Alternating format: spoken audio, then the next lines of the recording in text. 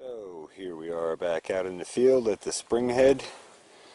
A few more details to go over here in the field from a practical perspective.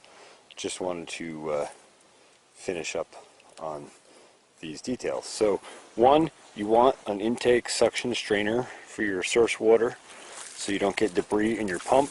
Debris can damage your pump. It can also get into that secondary spring check valve, and it will actually lock the valve open if you get like a stick wedged in there. I've had that happen, and then your pump stops working and you don't know what's going on until you take it all back apart. So before you run any water through your piping, make sure you have a good filter on. This filter actually is clearly due for replacement again. I put this in just a couple of years ago. This was an old like air scrubber type filter, and I just took all the carbon filtration stuff out of it and used the caging. That worked pretty well. You want a relatively large size filter so you don't have one little spot sucking all kinds of gunk on the filter and clogging it quickly. So I would say look for something that's of large size, and screen mesh at least as small as that as your final mesh. You don't want to let anything bigger than that in. I would say that's probably 1/8 inch. That's probably a decent size for an 1.5-inch ram. If your ram pump is smaller, you have to make your screen smaller, but you'll also be pulling less water volume. So that's just all to be kept in mind. There's various different methods for making intake filters. If you request a video on that, I may do something like that. For now, let's move on down to fittings. So here we are back down at the ram pump site. Just want to point out a couple of things. For my setup to pull, I wanted to pull fresh spring water to the ram pump and not just pond water. So you can see I've isolated the spring up there, and I'm pulling the spring water straight through the pond without touching the pond water. It gives a nice clean spring water feed, and we've actually had it tested and it's drinkable, so that's very nice, and it's excellent spring water. Anyway, all that aside, two things here. We have a valve here, which I broke the handle part of the valve, so I just use a pair of channel locks to turn this valve. But this valve makes it so we can shut water off to the standpipe and work on this system, everything below the pond dam here. One of the reasons I want to mention, one of the reasons that I put a standpipe in here is not only because of pipe length, but also because of the shock wave that's generated. If you dissipate that at the standpipe, then you don't have as much shock wave coming back up your supply pipe, and anytime you're running through a dam, you don't want to be putting shock on it, because you'll create a leak around the pipe, and then it will erode the dam, and then you won't have a dam. So just an important point to note: if you're going to be piping through a dam, make sure you put a standpipe in to dissipate that shock before you go back through the dam with your piping network. Alright, another thing that we use here, these are super useful. They're expensive, and I recommend you get the Schedule 80. These are really nice. These are called unions, and they basically just thread together. You can get threaded and you can get slip fit. I recommend you get the threaded fit and get the threaded end coupling for the pipe and glue that on. And then if you have a problem later on, you have to replace pipe, you can unthread these expensive fittings from your broken pipe if it breaks right up to it on you, and you can save the fitting. Otherwise, if you use the glue fittings, if the pipe cracks up to the fitting, you lose that. And those are about 20 or 25 bucks a pop, depending on the size you're working in. At least 1.5 inch, 2 inch in that range. So that's something to consider. Let's go down and look at some other pieces parts. So the dam is right about here. We've just come down our supply line, which is 2-inch pipe, coming into our standpipe. This is a great place for me to show you a unit ago. Sorry I had to do this at night. Wanted to finish this video up. So basically there's just two plastic ends. The other side of that, see if I can do this without going in deep in the mud. Yeah. The other side of this is supposed to have a rubber gasket. I gotta pick up another one. But under low pressure like this, it's not a big issue. Anyway, These two pieces fit together, and then you can see this is threaded, and this collar is threaded on the inside, and it just threads together, and then that way you have an easy way to take your pipe for working on it. Or I don't know if you saw in the beginning when I first started flushing here, all the mud that came out. It's a good way to flush all the mud out. We got the pump shut off at the moment, so we'll kind of sequence our way up through this. Alright, on to the next part. One sec. We'll just work our way through the rest of the standpipe here quick. So we've got a low input coming in. You'll notice I use 4-inch PVC pipe T with a 2-inch output on the T, so I can pipe my 2-inch into the 4-inch standpipe. The bottom is a 90-degree 4-inch, and it's got a 4-inch threaded end cap on it. So basically the standpipe also acts as a sediment and small rock trap in case something does get through the screen. It falls out in here or floats out to the top instead of going into the pump. So when you stop the pump and dump the flush open, you can flush it out. The other thing that's really handy to have is another output on your standpipe. Pardon my footing. And I have a 2-inch here. This is a nice way to be able to just shut water off to the pump without having to shut that master valve off. And also another way to flush through the pipe if you just want to open it up to flush. Let's see, other factors. We are about 3 feet below actual water line, so water comes up to about here. So you can see that in scale.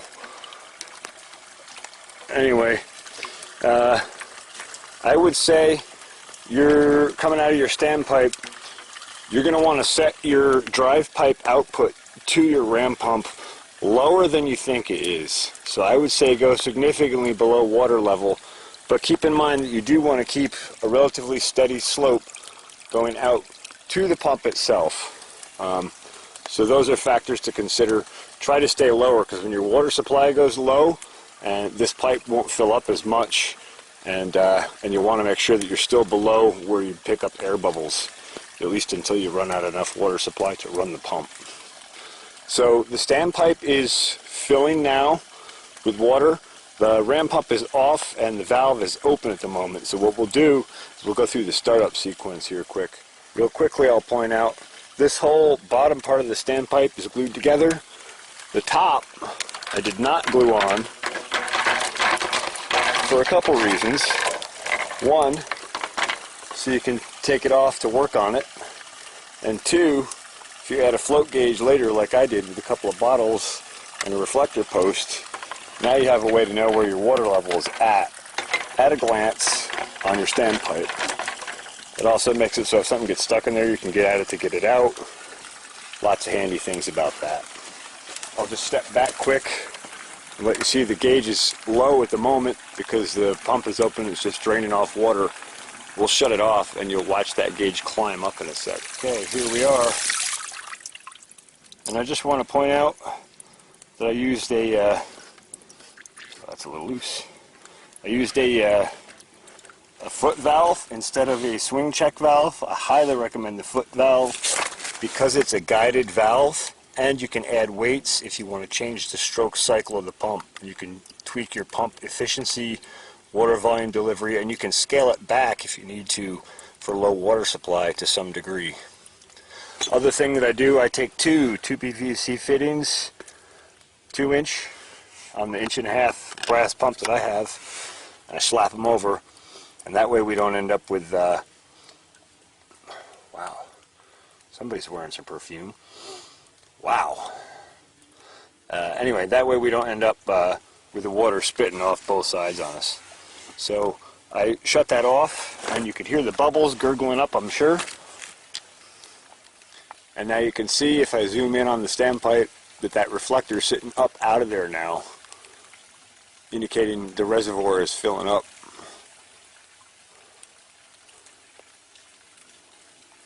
So we'll see if this will start up.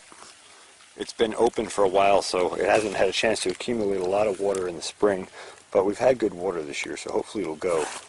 So let's see.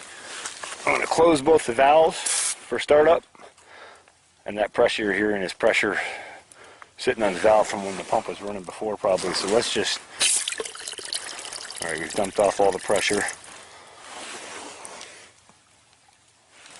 And yeah, see, this pump starts right up pretty easy.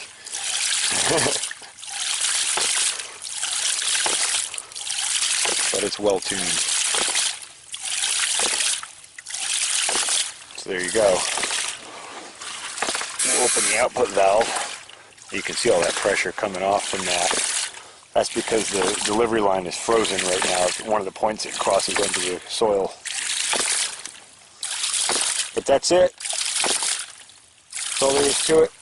I would use brass valves for your spring check valve. And or stainless, even better if you can afford it. I would put a union here, right on your input to your pump as well, and I would put a shut-off valve right in front of that probably. I haven't done that yet, but as you saw, I can bypass. Let's see. The rest of this should be steel. These other fittings in between should be steel, and I would do PVC. You know, different union sizes to make your fit up to get to your pipe size. I don't have 4-inch here, I have 3-inch actually. And it's maybe 36, 42 inches tall, somewhere in there for the 1.5-inch pump, and that's plenty of space. Probably could do half that and be okay. Okay, I think that's the majority of it. I did mention having the extra T valve. That's this right here, so you can dump off if you need to dump off. And I also have a shut-off on the output, so I can shut off the output and do testing or divert water. One last important detail, mounting. You should really follow their advisement in the manual and like pour a concrete base and set bolts in that and be able to strap your pipe to it with bolts and nuts. If you can't do that, you can do something like I did here. I got a big piece of railroad tie and I kind of set the pump up on that. And then I drilled holes through that, and I drove 5-inch rebar in, not 5-inch rebar, I'm sorry, 5-foot rebar in, 1/2-inch rebar down through those holes to anchor this. And even given that, I could probably improve my efficiency a little more if I set some concrete in here and really shored this up solid. You want to anchor your pump really well. There's a lot of force there. Think about a 40-foot long pipe. 1.5 inches in diameter, moving water, slamming on one spot. Okay, that's it. Okay, I think I'm finally done with this video. We've covered a lot of stuff here. Thank you for bearing with me if you've made it all the way to the end of this video. It's going to end up somewhere around 1.5 hours all said and done by the look of it. Appreciate you watching it. If you have any questions or comments, please do so down below. Don't forget to like and subscribe. Please share this video with friends if you know other people that might be interested, even just in checking it out. Your views really help my channel, and it helps me keep making videos like this. So thanks to my viewers and subscribers. Thanks for watching, and I hope we'll catch you in future videos.